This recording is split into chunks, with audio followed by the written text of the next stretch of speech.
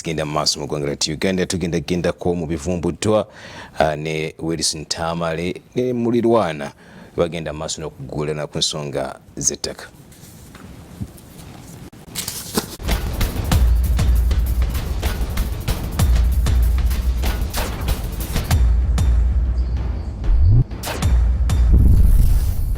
Abantu bayita mu bintu bingi ebikkirizikika n'ebitakkirizikika, ebisanyusa n'ebinyiiza, kyokka nga kyonna kye kiri bwe bulamu omwana w'omuntu mw'awangalira. Tamale Wilson erinnya alikoze naddala mu kusomesa mmotoka okuzivuga, kyokka olutalo lw'ettaka wakati mu kutaasa amaka ge luwanisa amatanga. Faith Tamale, maama w'abaana, bwe twakomye ng'atutegeeza nga mukyala wa Noah Kalanzi bwe yali atandise okulimira mu kifo kyabwe. Asangamu ebijanjalo, amugamba bijjeemu, remove. Omukyala neegayirira n'agamba bwe nabiharvestinga ekisooka sijja kuzaamu kintu. Ate yakuuma ekigambo kye, ebiharvestinga teyazaamu kintu.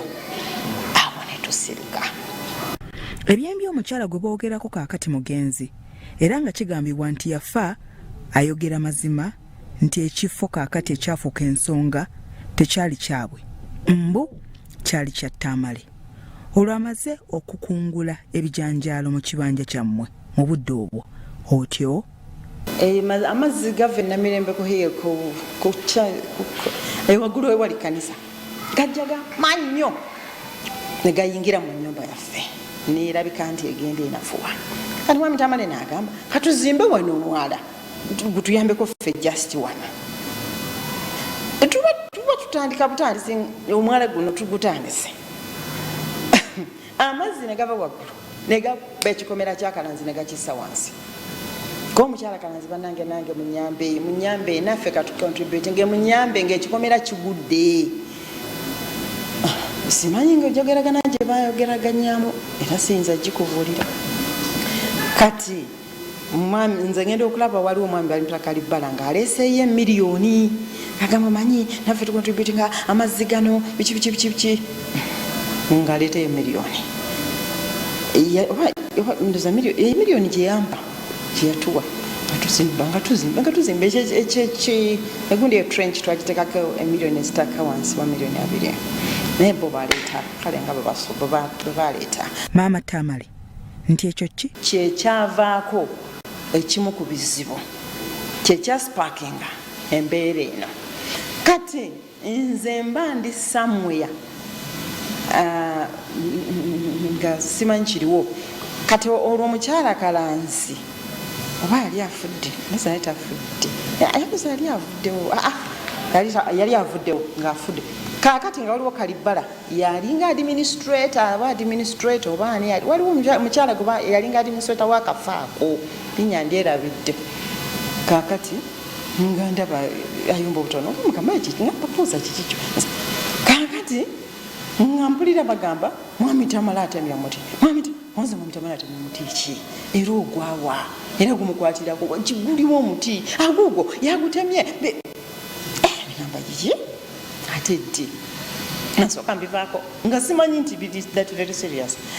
Kaakati ngenda okuwulira eky'omwami Kalanzi ng'akuba essimu ng'akubira mwami Tamale mwazimbye omanyi mwami Tamale yali yazimbyeko byumba ku trench mwazimbye ku trench yange mwazimbyeko ennyumba zammwe ebiki mwayingidde mu plot yange yayumba nnyo ng'akuba ali mu Amerika nga mugamba mwami Kalanzi byayogera bitegeera agudde eddalu biki byaliko nga boogera ngaddemu ng'akuba essimu ngamba yiyi ekyaddirira mukulu nga bayita mwami Tamale agende ku poliisi.